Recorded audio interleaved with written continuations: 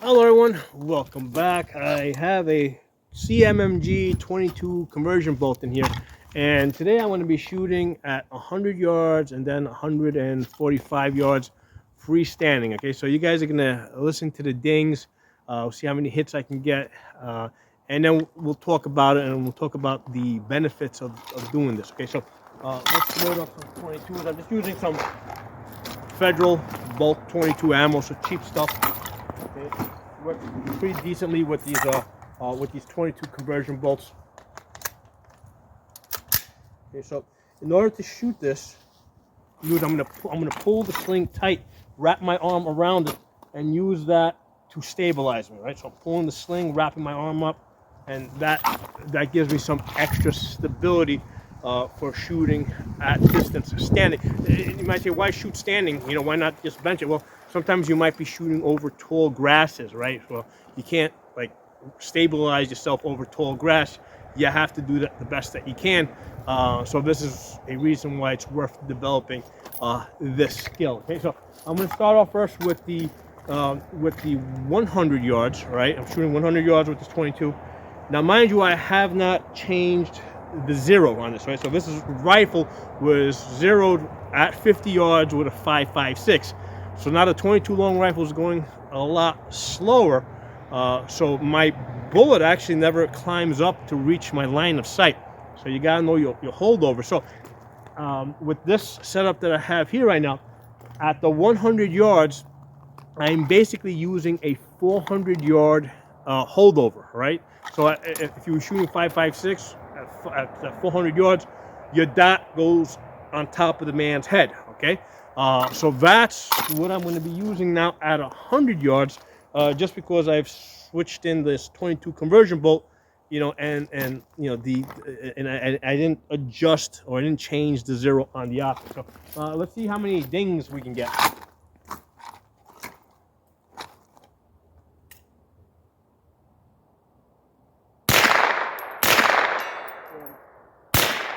Two, three, four, five, six,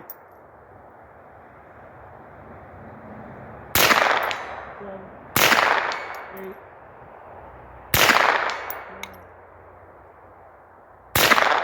10.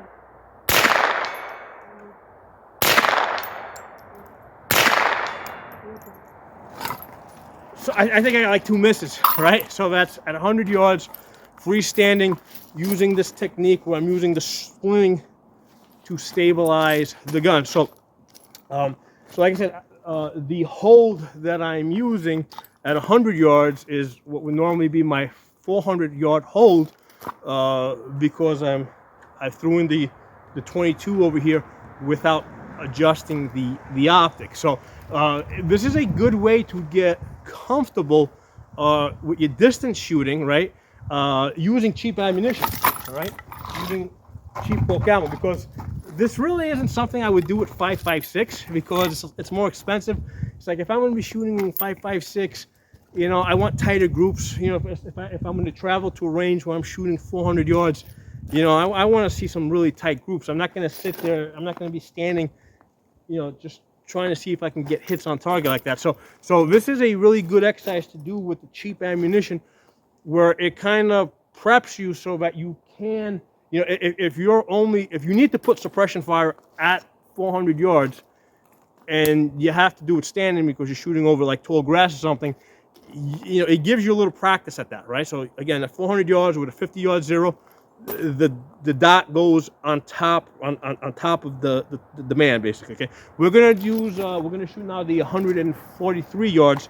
So my holdover at the 143 yards, it just so happens that it is the same as it would be at 500 yards. Okay, so at 500 yards with 5.56, 50 yard zero, you take the distance from the belt to the head. So you cut the man in half, and that's your holdover. Okay, so that's what I'm going to be holding at 145 yards now. This is a great sling. I love this thing. This is from Brash Tactical. It's cheap. It's something like with the hardware, it's like $25. Without the hardware, it's $20. It's really good. I can loosen this up so I can turn the rifle up, do the mag change. Very practical, cheap training tool. Okay. Tighten the sling up so I can wrap my hand around it. All right, so let's go out. We're going to be shooting at the 145 yards now. Point. So let me see if I can. I got to change my position a little bit. Yeah, I need to be here. You guys should be able to see something. Okay.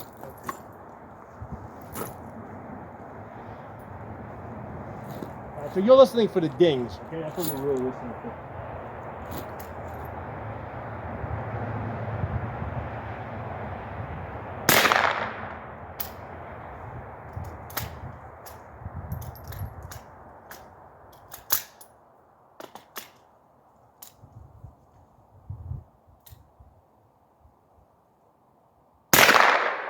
Hit.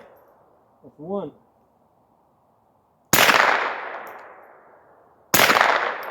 Two. Three.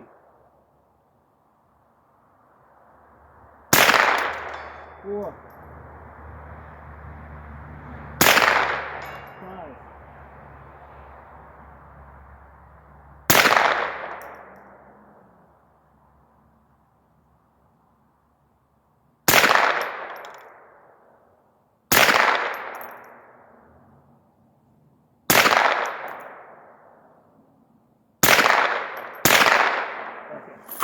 I just got tired. I got 5 hits early on, and then after that, I just started getting more and more tired. Because basically, my issue was that as I'm holding this, I'm like, I starting to move around. I'm holding my midsection here, trying to firm up, trying to hold my breath, right? Because that's this, trying to stabilize myself. So I started getting tired really quickly, right? So the first like 4 or 5, the first 5 hits.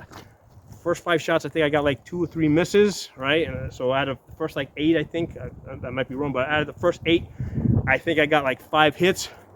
And then after that, I just kept missing, because now I got tired and I could see the dot. What I was trying to do is, as I started shaking a little bit, I was trying to time it, right? So I was trying to time it. So as the dot was moving above the target, I was trying to time the shot. The target out there is 2 foot by 1 foot. So I'm sure I wasn't missing by a whole lot. So that would still be effective suppression fire, right? Even though I can't, even though I only got 5 hits, and then after that I kept missing. Well, I still think that those bullets were probably landing close enough. So I think there's an interesting exercise. If anything, you just it's shooting. More shooting is fun, right?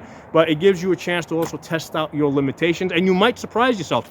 I mean, I didn't think I could get any hits at one point, right? Until I started doing this, I didn't think I could get any hits at 145 yards freestanding on a 1 foot by 2 foot target. So you might surprise yourself once you start pushing the limits a little bit. So hope you guys enjoyed the video. I'll talk to y'all soon.